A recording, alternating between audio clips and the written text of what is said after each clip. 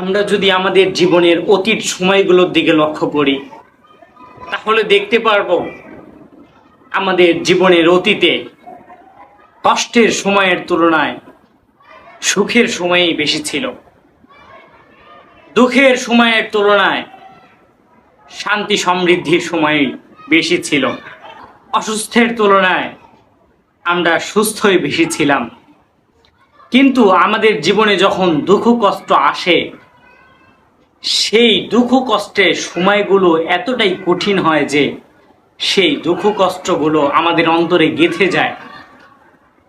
ফলে ভবিষ্যতে আসা সুখের দিনগুলোতেও ওই দুঃখগুলো আমাদেরকে এমনভাবে নাড়া দেয় যে সুখের দিনগুলোও আমাদের অনেকটা ওই দুঃখের দিনগুলোর কারণে কষ্টে অতিবাহিত হয়ে যায়।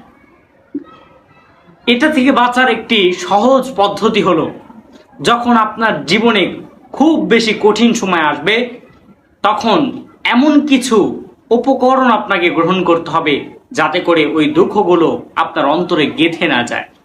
আমরা উপকরণ হিসাবে দুঃখ আমাদের জীবন থেকে চলে যাওয়ার জন্য আমরা উপকরণ হিসাবে কি ব্যবহার করি?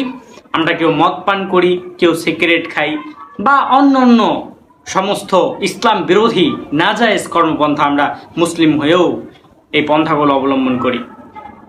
কিন্তু আল্লাহ তাআলার কোরআন সূরা রাদের 28 নম্বর আয়াত আল্লাহ তাআলা ইরশাদ করেছেন, আলা বিযিক্রিল্লাহি তাতমাইন্নুল কুলুব, স্মরণ রাখো আল্লাহ তাআলার জিকিরই মানুষের অন্তরকে প্রশান্তি করে দেয়। প্রতিকূল অবস্থায়, কঠিন সময়ে আমরা আল্লাহ তাআলার কোরআনকে বেশি বেশি পাঠ করব।